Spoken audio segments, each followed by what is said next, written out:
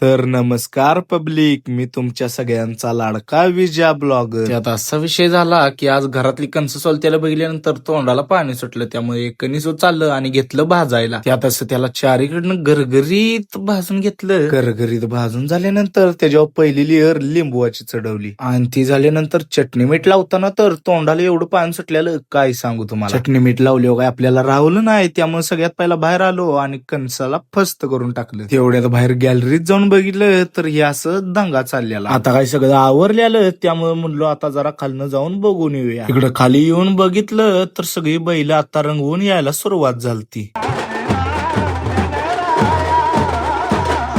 इकडे या असल्या बँजोच्या आवाजनं ही छोटा पॅकेट काय ऐकतच नव्हतं. सगळ्या मालकांची बैल असली टॉपची रंगून आलती की विषय हार्ड दिसत होती. तर भावांनो, आजच्या पुरतं एवढंच बास. तर जाता जाता आपल्या भावाला लाईक, शेअर, फॉलो आणि कमेंट करायला विसरू नका.